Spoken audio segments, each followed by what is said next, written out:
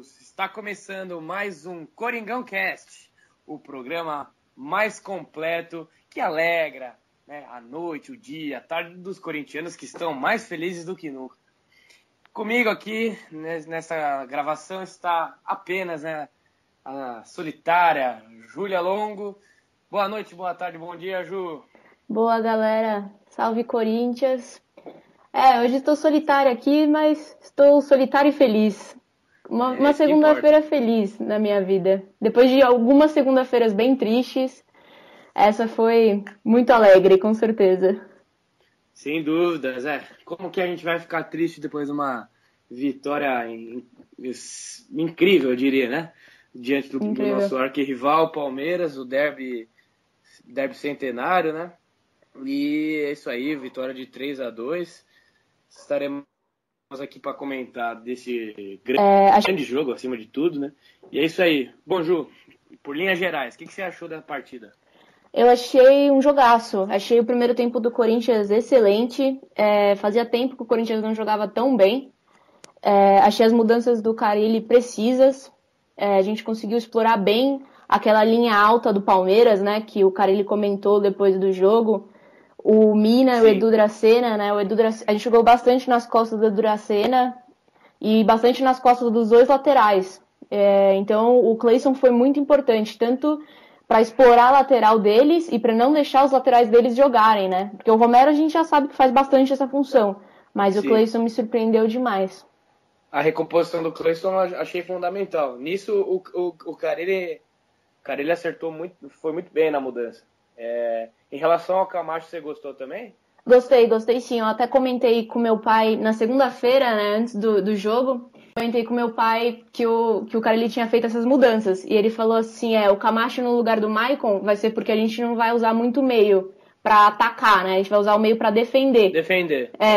Então foi isso, a gente não criou muito pelo meio. A gente criou explorando as laterais, explorando a bola longa no jogo. Então foi essencial o Camacho pra prender o ataque palmeirense, né? O Camacho achei que teve uma importância fundamental na parte defensiva mesmo, tanto que ele, pelo que eu me lembro, assim, não trocou muito espaço, assim, o Palmeiras também não deixou, né, que o Corinthians tivesse tanto espaço pelo meio, foi mais nas pontas mesmo que a gente teve mais liberdade, mas achei o Camacho até um pouco nervoso, assim. A bola às vezes chegava nele, perdia a posse, errava o domínio, não conseguiu chegar no ataque mesmo, porque não é tanto da característica dele. O Camacho é um cara que fica mais, distribui o primeiro a bola. É que a função dele não é muito difundida aqui no Brasil, mas na Europa existe bastante, né, dos jogadores com o estilo de jogo dele. Mas aí aqui no Brasil que a gente tem essa cultura meio engessada de ter o primeiro volante marcador, mordedor e o segundo volante que tem que chegar na área, né? Sim. Então a gente não se acostuma direito, né? Bom, falando daqui a pouco a gente vai entrar na parte da arbitragem, da polêmica, né? Envolvendo os gols. Muito choro. Vamos falar um pouquinho das estatísticas. Mais uma vez, uma vitória conquistada com menos posse de bola. O Corinthians ficou com 43% contra 57% do Palmeiras. E é bom ressaltar que o Corinthians ficou, como que eu posso dizer, mandando, né, na posse de bola nos momentos que foi mais superior na partida, né? Que Sim. Foi nos 15 minutos iniciais até os 20 minutos, teve 62% de posse. Nos 25 minutos também, que aí foi perto do gol. 25 entre 35, o Corinthians ficou oscilando com a posse de bola 59% e chegou até alcançar 66%. Ou seja, não deixou para respirar mesmo nesses minutos aí, que o Corinthians conseguiu fazer os dois. Mas aí depois teve um equilíbrio até o final do primeiro tempo e assim que começou o segundo tempo, lógico, o Corinthians se retraiu e o Palmeiras buscou mais a jogada.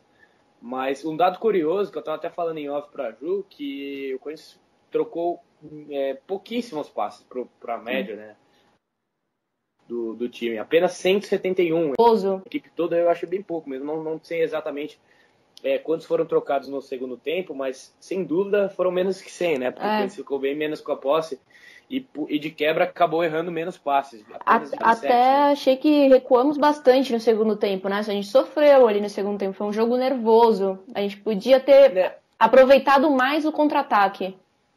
Eu achei também que faltou um pouco.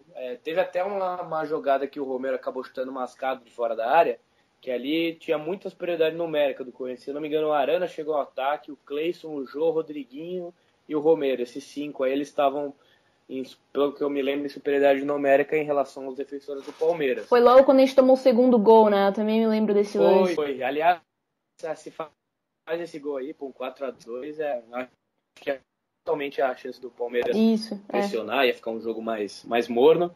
Mas é bom ressaltar que, mais uma vez, não foi um número maravilhoso, mas o Corinthians tentou 19 cruzamentos no jogo, errou 13, acertou 6, 32% de eficácia.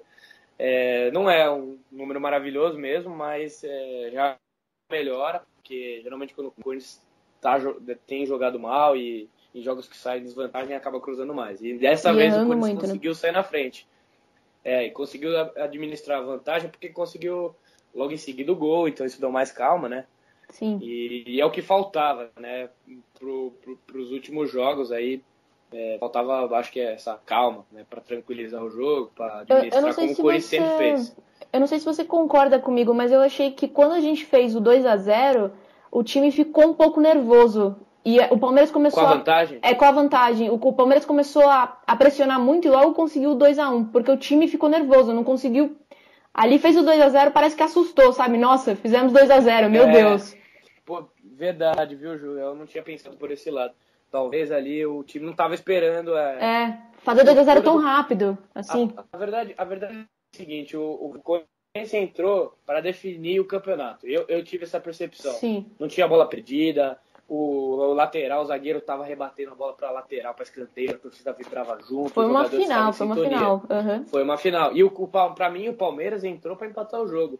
Tentou jogar lá, lógico, os primeiros minutos o Palmeiras achei que estava um pouco melhor que o Corinthians, mas depois o Corinthians mostrou que queria ganhar o jogo, queria ganhar o campeonato. Foi para cima, não deixou o Palmeiras respirar, não conseguiam fazer as jogadas. Achei que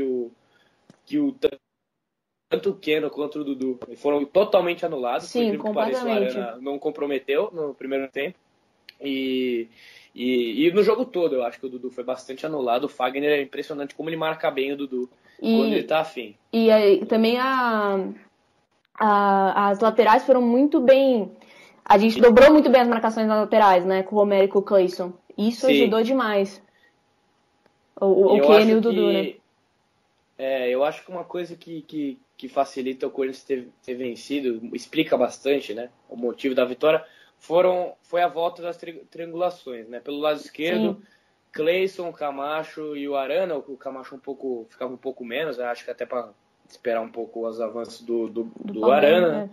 E na direita, Romero, Fagner e Gabriel, né? E o Gabriel, lógico, ficando um pouco mais.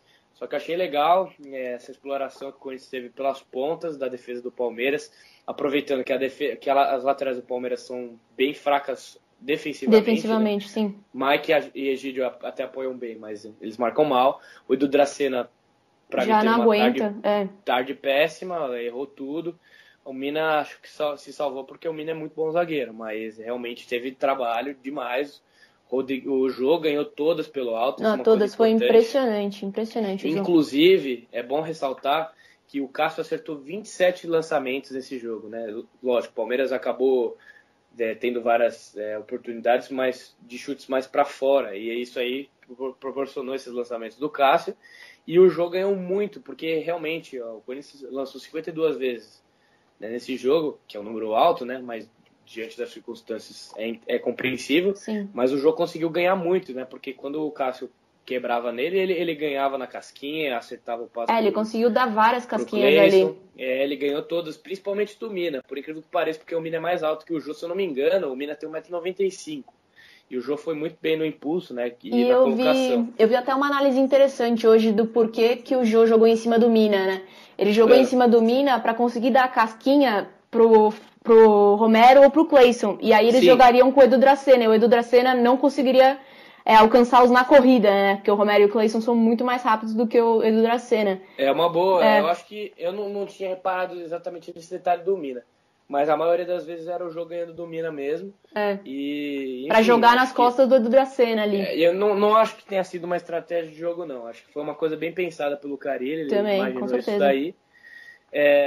E por ter o jogo em si, né? O Palmeiras, por mais que atacou bastante no segundo tempo, só trocou 306 passes também. Não é um número muito alto para quem está pressionando e tal, não foi uma pressão. E o Palmeiras absurda. cruza muitas bolas na área, né? Eles não têm a paciência ali de ficar tocando a bola, eles cruzam muito o tempo inteiro a bola na área. Eu vou até confirmar esse dado aqui, Ju, peraí.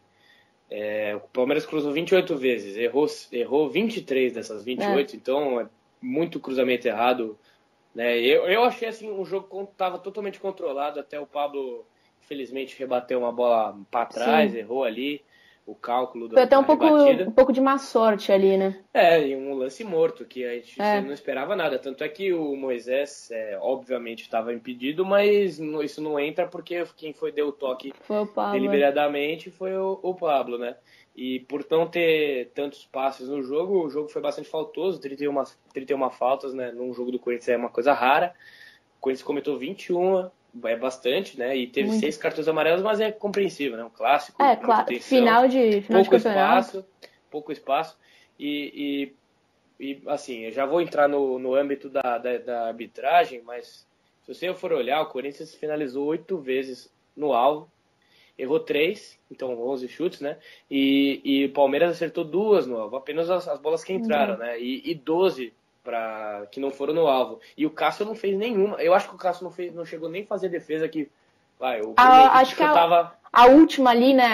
Aquele lance da lateral no último minuto, acho que foi a defesa mais importante do Cássio. E pior que ele interceptou um cruzamento. Foi uma interceptação. Foi mais uma interceptação mesmo, mas é a única que eu me lembro, assim. Não teve nenhum chute, por exemplo, que o cara chutou, alguém do Palmeiras mandou uma bola de fora da área e ele encaixou, não teve isso. Nada, Foram chutes para fora. E o que me lembrou bastante o jogo do primeiro turno, que o Palmeiras chutou muito de fora da área e nenhuma ia no gol. Nem o Cássio nem segurava a bola, porque ela ia direto para fora. Então tem que levar em consideração, gente, é claro que teve, vamos falar da arbitragem agora, teve influência, lógico, mas o Palmeiras não fez por onde. O Corinthians não fez. O primeiro gol do Romero estava impedido? Estava mesmo. Não sei por quantos centímetros, mas estava impedido. Deveria ter sido anulado, sim, mas o Corinthians não fez o gol por acaso. O Corinthians estava pressionando muito o Palmeiras, estava buscando aquilo ali. Se não saísse o gol ali, ia sair depois. A torcida estava inflamada. Com um gol anulado, nossa, num clássico, imagina só. O ânimo dos jogadores. Então, fatalmente, o Palmeiras ia acabar levando um outro ali no estilo que o jogo tava. Igual, isso me lembrou, sabe o que, Ju? O jogo contra o Inter como chama? Na Copa do Brasil, que o Corinthians estava massacrando o Inter, ganhando de 1-0. E aí o jogo foi parado pelos sinalizadores. Sim. E aí o Corinthians voltou disperso depois que a partida foi reiniciada. E aí acabamos tomando um gol. A pressão estava tão grande que era questão de tempo o Corinthians fazer o 2-0 e matar a classificação. Uma hora iria. Só que aí aconteceu isso aí, entendeu? De ter esfriado lá o jogo por causa dos sinalizadores, né? Mas realmente em relação ao pênalti, o que você achou? Eu achei pênalti. Eu fiquei bastante em dúvida na hora, viu? Confesso. Na hora eu tava bem longe. E quando você tá no estádio, tudo é pênalti, né? É verdade. Eu estava no estádio, eu não tive esse prazer, mas ela estava. Estava lá e na hora eu gritei pênalti. Falei que foi claro, muito claro. Expulsa todo mundo, né? Todo mundo vai sendo pro chuveiro, vai do Dracena. Mas depois eu vi na televisão e achei que foi pênalti, sim. Até o Edu Dracena, né, falou que foi pênalti. O Jô disse que ele, depois do jogo, falou que realmente assumiu que foi pênalti. O Jô, ele também falou... O Jô tá aparecendo bastante nas câmeras. Eu não tenho gostado muito dessa postura dele aí. Às vezes fala uma coisa... Ele é muito procurado também, né? Ele é muito procurado pelos jornalistas. Parece que... Ele falou que realmente agrediu o Rodrigo, né? Já a gente vai falar sobre os pendurados e o que o Jô pode entrar pode pegar uma pena, né? Um gancho. Nos próximos jogos, né? Mas o jogo, eu acho que ainda mais nessa final de campeonato aí, dá uma blindada no elenco. Se perguntarem aí, o pessoal tem que dizer que tá concentrado.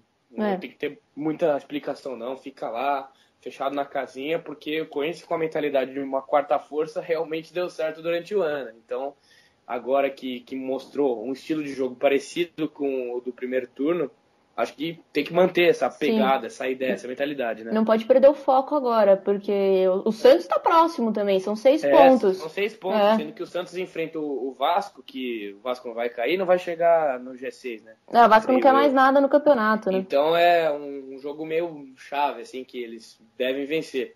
Sendo que a gente tem esse confronto complicado com o Atlético Paranaense, não que é fácil jogar na Arena Baixada, ainda mais com essa grama sintética, né?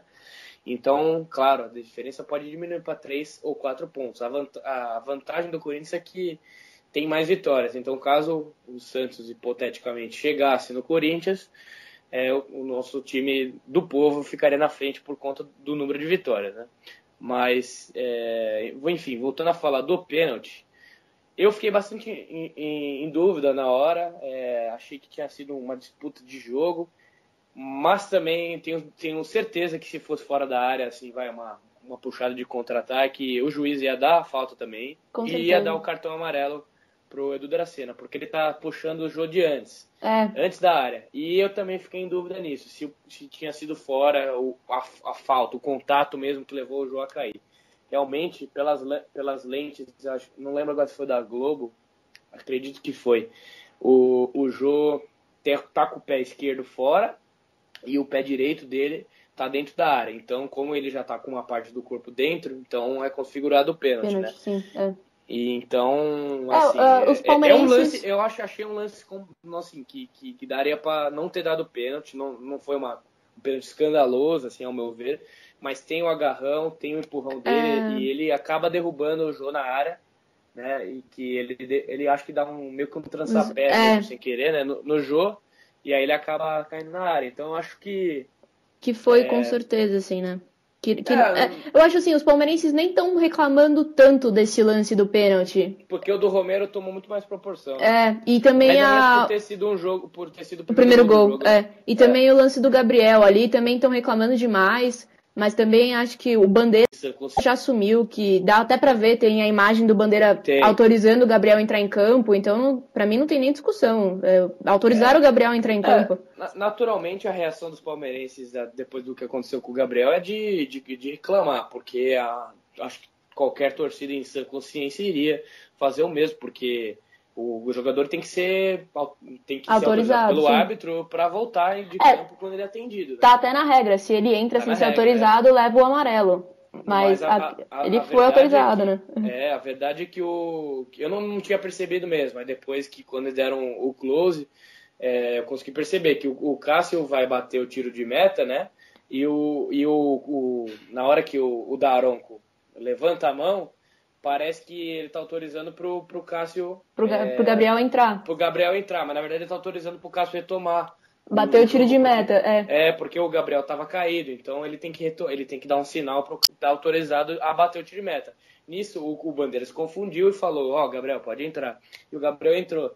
E aí, por isso que teve a reclamação do Palmeiras, porque quando o Cássio bate o tiro de meta, a bola já tá chegando ali no meio de campo, o Gabriel já tá ali o Gabriel passando bola, pelas costas do árbitro, assim, o juiz só olha e fala, o que você tá fazendo aqui? Pois é. Mas realmente é um lance que na hora gerou dúvida, mas depois foi explicado, então não tem muito o que falar. Eu só acho o seguinte, para quem que tá falando que o Corinthians venceu no apito mais uma vez, o campeonato sempre tem interferência, eu penso assim, tem erro para todos os lados, tem muito erro para todos Muitos os lados. Erros. A arbitragem no Brasil é catastrófica, sempre foi. Praticamente não tem mudança, não tem melhoria, certo? Não tem árbitro de vídeo, que é uma coisa que tinha que ter. Ser implantado, espero que tenha para o ano que vem em todos os campeonatos, não só o brasileiro. Assim, mesmo com o árbitro de vídeo ainda dá muita polêmica, né? A semifinal da Libertadores agora, do Lanús com o River, deu muita polêmica. Então, sempre vai ter motivo para chorar, né? Realmente é um ponto controverso. mas gera polêmica, mas eu acredito que será um avanço, eu também acredito. Avanço. Eu acho que o futebol não fica chato, não tira a graça dele. O futebol fica mais justo, né? Eu acho que se tem como a gente aplicar a justiça no jogo de futebol, porque o futebol para mim não é justo, por muitas circunstâncias de jogo, acho que pelo menos nessa questão de auxílio tecnológico seria um progresso, né? Não sei. Com certeza. Então, é uma coisa que poderia entrar no ano que vem, eu com certeza, não porque os árbitros vão melhorar, mas tendo esse recurso de vídeo, acredito que vai diminuir os erros mesmo. E acho que é uma medida que o mundo todo vai adotar em questão de tempo. Mas infelizmente aconteceu isso com a gente agora, mas o campeonato teve também erro do Jô, que fez gol no Curitiba, que podia ter saído com a vitória, porque foi um lance aos 45 do segundo tempo. O lance do Flamengo ali foi escandaloso, o impedimento. O lance do Flamengo, mas acredito assim, a gente não tem que ficar reclamando pelo que aconteceu também, ou agradecendo pelo que aconteceu no jogo do Palmeiras. Os erros acontecem, vão continuar acontecendo, o Corinthians vai ser prejudicado, os outros times vão ser prejudicados. Eu acho que isso passa por uma mudança de comportamento dos torcedores, entendimento deles, que não tem como. Não é porque é o Corinthians, não é porque é o Flamengo. Acontece com o Palmeiras, com a Chapecoense, com o Sport. Todo mundo erra muito. Quando é o Corinthians e o Palmeiras, toma uma proporção, assim, pênalti real. Um derby é absurdo, sabe? Mas tá acontecendo o jogo do Flamengo, mas eu pelo menos, a maioria da torcida que eu consegui compreender e observar, não ficou morrendo pelo erro, sabe? Sim. O jogo empatou, o Flamengo foi melhor no segundo tempo, aquele jogo lá ficou justo, empate, sabe? Então não tem que ficar... Ou mesmo o pênalti que o Jô sofreu contra o Botafogo ali no finalzinho, ninguém ficou reclamando muito, porque todo mundo entendeu que o Corinthians jogou mal e tinha que melhorar, e não é só a torcida, né? Tinha esquecido desse lance do Botafogo. Não, tudo bem, poderia ter saído com empate, caso o Jô tivesse batido o pênalti, ou o Cleison, não sei.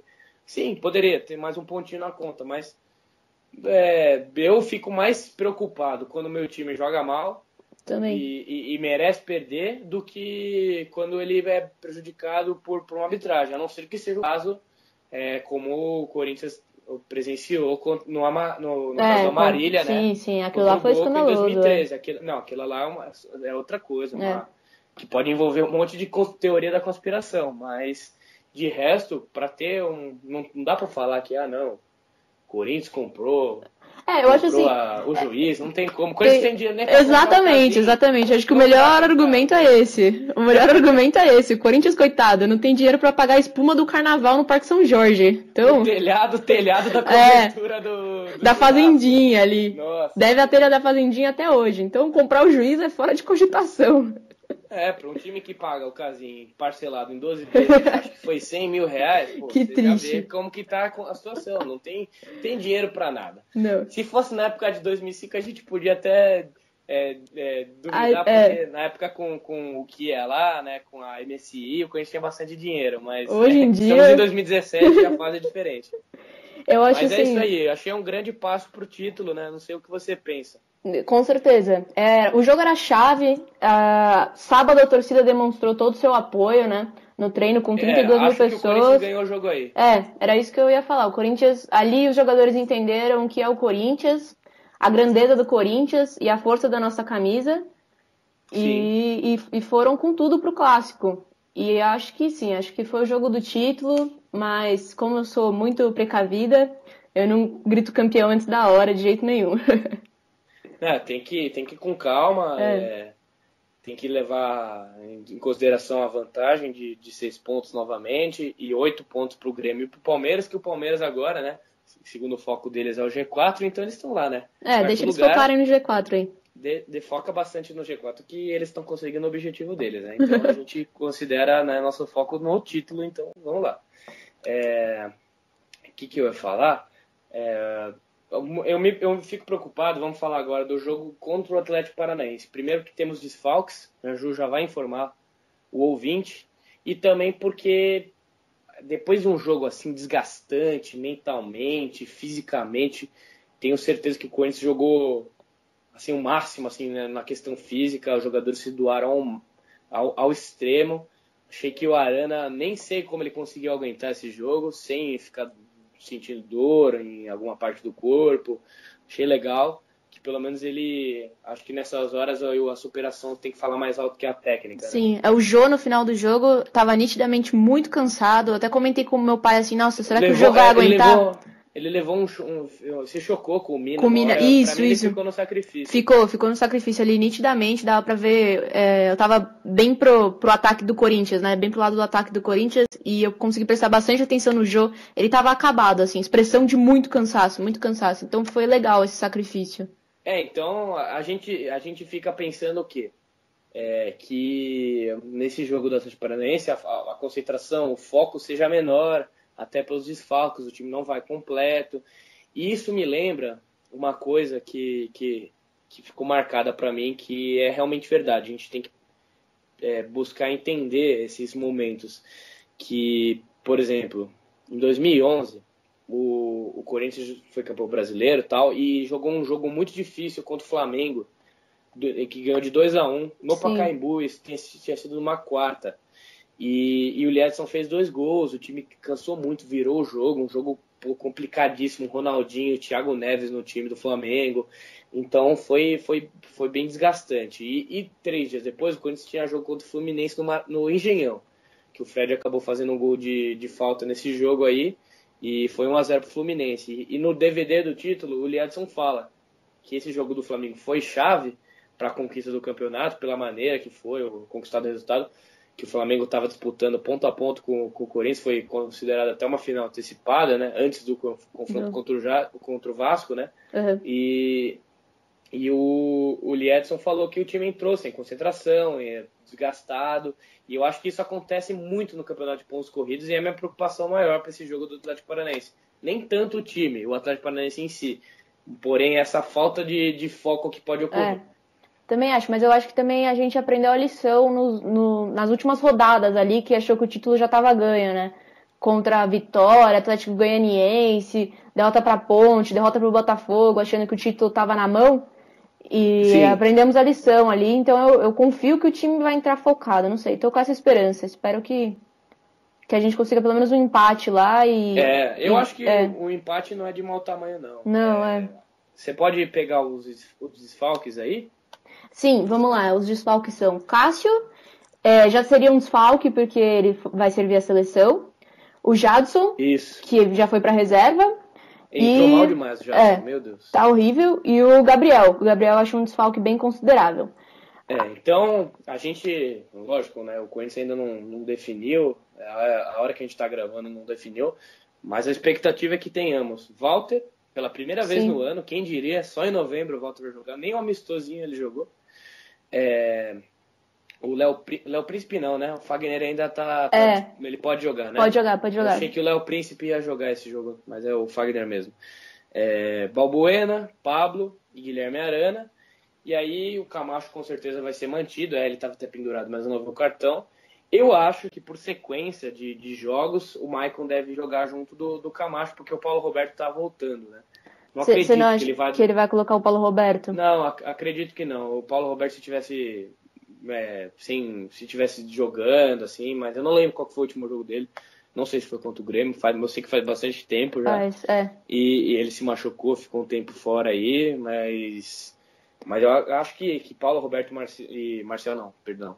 Camacho, Paulo Roberto e Camacho eu acho difícil de começar. Acho que vai ser o Maicon e o Camacho, assim como eles estavam jogando quando o Gabriel ficou fora do time por conta da suspensão, né, daquele gesto obsceno, né? Segundo a STJD contra o São Paulo. E aí no meio, Romero, né, pela direita, Rodriguinho no meio e Cleison pela esquerda. Continua no lugar do Jadson, né? Fica em dúvida, né, porque o Jô deve jogar se ele for desqualificado o artigo, né? É isso? Não, a chance do Jô jogar é bem baixa, porque o Jô vai ser mais jogado na própria quarta-feira. E até às 3 horas da tarde o Corinthians deve ser notificado da decisão. O artigo que o Jô tem enquadrado, a punição é de 4 a 10 jogos, que é o 254A. Mas, se eu não me engano, é o 254, eu não sou tão boa em lembrar artigo.